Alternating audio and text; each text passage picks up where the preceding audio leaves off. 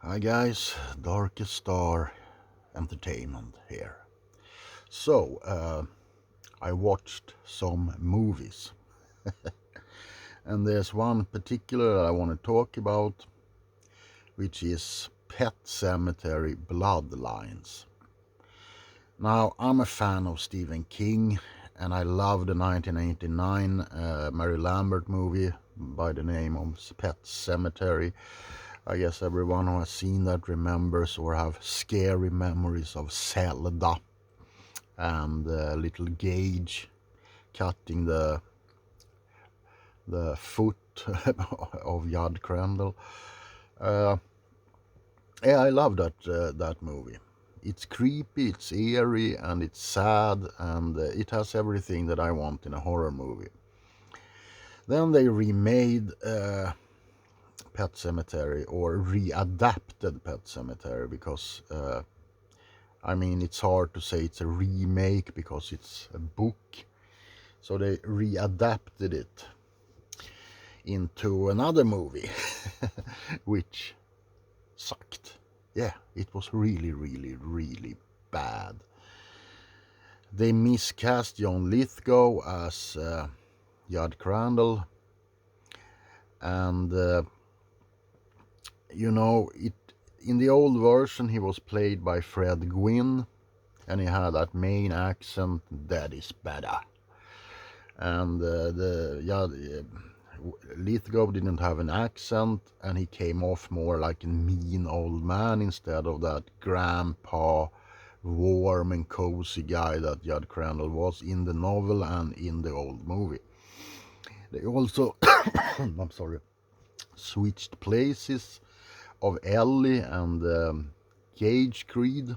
So instead of Gage being hit by the big truck, it's Ellie who is being hit and resurrected on the Pet Cemetery. Now the makeup was pretty decent on Ellie. I mean, one of her eyes were like sideways, someone was pointing. She kind of looked dead, and that was cool. That was something that I missed with the old version, because in the book, when Lewis digs up Gage from the cemetery, he's more or less, rotted. I remember one part saying, like, he grabs Gage's arm and the flesh comes off like old parchment. And in the novel, in the movie, 89 movie, he looks pretty much alive. They didn't do a great makeup job on the kid. But other than that, the remake just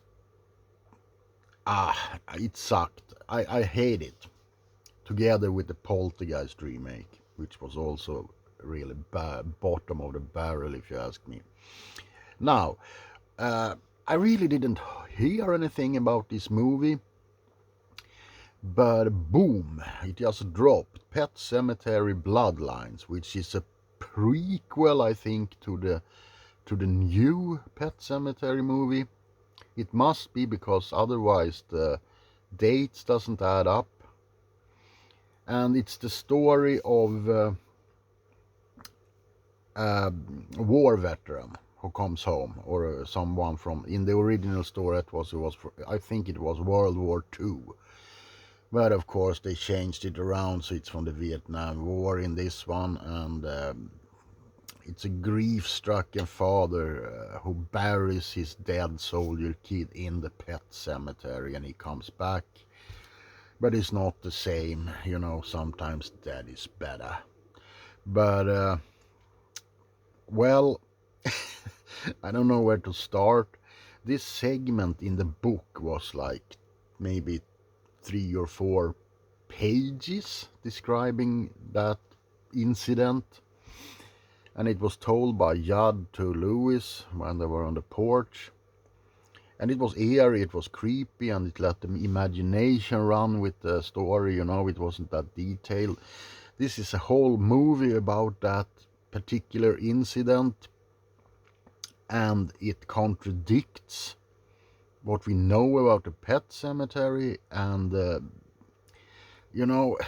taking that short segment and making it a whole movie could have worked if you had like decent effects, Now, the returned, or so to speak, are they hardly have any makeup on, you know. They are like dark under their eyes maybe, and blood all over and shit. That's about it. They don't look dead. They don't act like they should. And besides, it like they make it so that the whole town of Ludlow is aware of this somehow, and there's a lot of people dying, getting killed by this veteran, this war veteran who is revived. And they never mention that in the book or in the movies. And Judd he doesn't know anything about the pet cemetery, but in the novel and in the movie they say his dog was the first time he went up there, and he was like 7 years old when his dog Spot died, and he buried him in the pet cemetery, and he came back, well, as they do, weird. But no mention of any dog in this one. The ending is like totally anticlimactic, and the actors are wooden.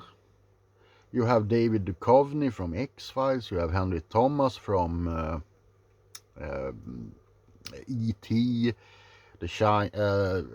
Dr. Sleep, he played the Actorans in that one, and of course Mike Flanagan's Haunting of Hill House.